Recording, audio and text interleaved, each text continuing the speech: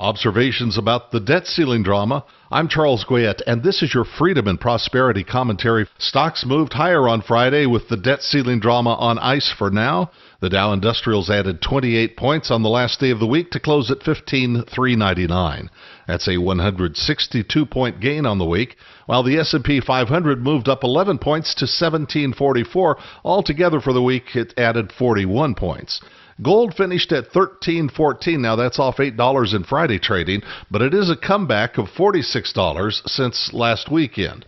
Oil off $1.14 on Friday to close at $100.84, and that's off a little more than $1 a barrel for the week. And the yield on the 10-year Treasury just slightly lower to 2.59, down 9 basis points for this week. Economic reports slowed to a trickle during the shutdown, but they will begin to return next week. The interruption of data adds credence to the widely held view that the Fed will not be acting on the tapering front anytime soon. And the big news from Washington this week, given the choice between defaulting on U.S. debt now or later, Washington chose later. Those opposed to more government debt are always scolded by the mainstream media for their unwillingness to compromise. We saw that over and over again. But if compromise is so highly recommended by the governing classes, does anyone ever wonder why the compromising can't ever be a compromise for smaller government over just how much smaller? Out of the question. During the debt ceiling debate, President Obama offered up the rather brilliant suggestion that raising the debt ceiling does not, and this is a quote, does not increase our debt. Now, that is a rather bizarre statement. In fact, I actually had to watch the video to see if he was able to say that with a straight face. President Obama said that raising the debt ceiling does not increase our debt. And so now we shall see.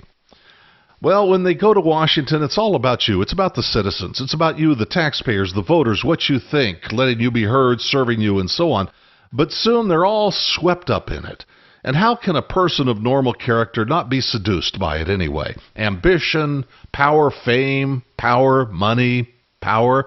That's why so many in the governing classes don't like the idea of a debt ceiling. They don't want to be told what to do or stopped from doing whatever it is.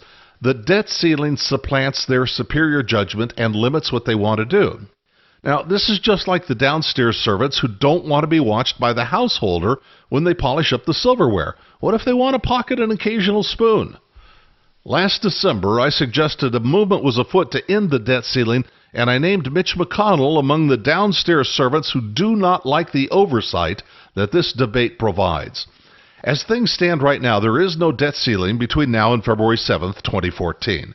Congress can fund and spend whatever it likes without facing the outcry that a debt ceiling fight provokes. Now, suppose somebody wanted to object to an increase in the spending somewhere along the way. Well, thanks to a Mitch McConnell mechanism, the most that could happen is that Congress would face being asked to disapprove of the debt ceiling increase. If Congress voted to disapprove a hike, like any other bill, it would go to President Obama, who could and would be expected to veto such a bill. To disapprove the increase, then, would require an unlikely two-thirds vote of Congress to override the president's veto, without which the debt ceiling would be raised. It's the sort of thing McConnell would like to make permanent, and by the way, so would Harry Reid. And that is your Freedom and Prosperity commentary. I'm Charles Goyette.